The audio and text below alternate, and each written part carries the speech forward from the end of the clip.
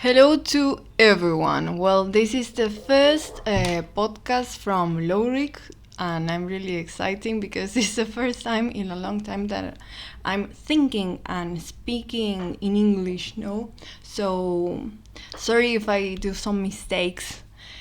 Welcome to the podcast.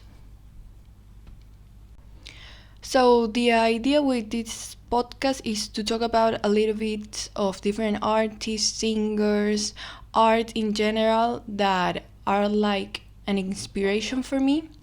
And the idea is to, do first of all a podcast in Spanish, that is my maternal language, and for the other hand, an English podcast so that international people can understand a little bit what I'm talking about and, my inspiration in general. In this first episode, I'm going to talk about one of the most important artists and one of the most wonderful artists, in my opinion, that is Lola Mora, that has a really beautiful story that I want to share with you. Consider one of the first Argentine sculptors, Dolores Candelaria Mora Vega de Hernández, or better known as Lola Mora, was born on November 17 in 1866 in the Argentina.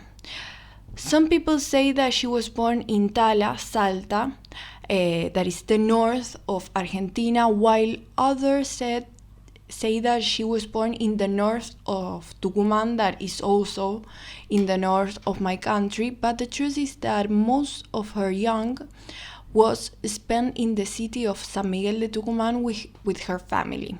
Her father with Catalan origins and her mother Regina Vega Sardina and his 6 brothers. Understanding the historical context and the place in which she was born, her education was quite unusual since she completed her initial studies at the exclusive school called Colegio Sarmiento. But it was only in 1887 when she began the province of Tucumán to start teaching.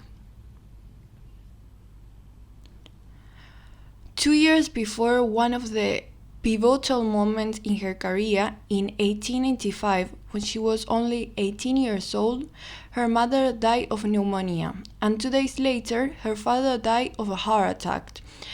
But she transformed all that angst in a fundamental impulse for the rest of her life. In artistic terms, she had a training in neoclassicism and Italian Romanticism, which marked the totality of her works. She even, during a period of her life, lived in Rome, becoming a student of the painter Paolo Francesco Michetti, where in this place she began to relate to the artistic and cultural circuits where they opened the doors to all of Europe, managing to exhibit her works, sell them, as well as receive different prizes, achieving such a reputation that, for example, she was offered to sculpt the Queen Victoria to be placed in Melbourne, as well as the Tsar Alexander I, rejecting both since it implies adopting the citizenship of each nation. Returning to Argentina and her career in the country, she had already managed to rub shoulders with the greatest figures of Tucumán, and this was what opened the way for her. In the year 1896, the same president of that moment, José Uriburu, granted a monthly subsidy of 100 gold pesos for 2 years to continue her studies in Europe. And it was this same subsidy what, as I said before, allowed her to make her way in Europe. When she returned to the country, she was already a recognized artist, which allowed her to offer one of her most famous and controversial works to the municipality of Buenos Aires, La Fuente de las Nereidas. This was the name in Spanish.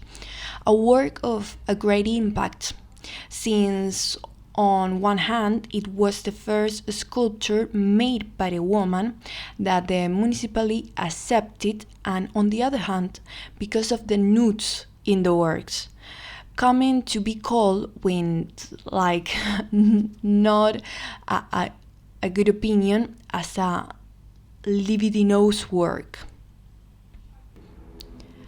Despite this, she was at her peak, and during the years 1902 to 1910, her career was between Argentina and Italy, where in the first country she made, for example, the bust of President Julio Argentino Roca, as well as she sculpted 4 artistic pieces to decorate in the new Congress.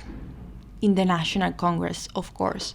But as always happens, especially in a country like Argentina, everything that goes up must come down. And so it was that after her friend Julio Argentino Roca died, she lost all her influence, which over the time took its tolls on her. By 1915, the National Congress dismantled all her work, since it was considered that they did not show the culture and the good artistic taste of the Argentinians. And even by the year of 1925, the president of that moment, Marcelo T. Alvear, annulled her last work commissioned by the state, which it was the monument to the flag.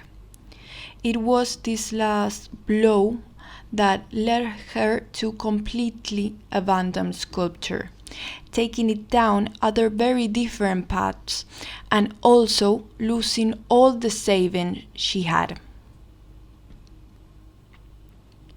By the year of 1936, her health was really bad. She could not walk and she lost consciousness. So for some time she was under the care of her nieces, who were by her side until the end of her days. On June the 7th of that same year, at the age of 69, Lola Mora died in Buenos Aires, forgotten by the most. The magazine called Caras y Caretas wrote after her death, We are always surprised by the tragedy of forgotten talent. Now more by wounding a woman, the first Argentine woman whose vocation was able to face the difficulties of marble, the laborious beauties of clay molding.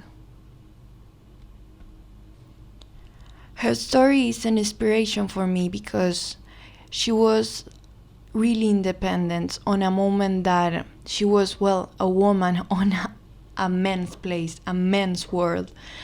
So she broke all the boundaries that were on that period and built her own life, built her own career, built her own way. So, I hope you like the story and think a little bit about this woman, that I think that her art is wonderful, but also her story is incredible. Thank you very much, and see you the next episode of the podcast, of Louric podcast. So thank you. Mwah.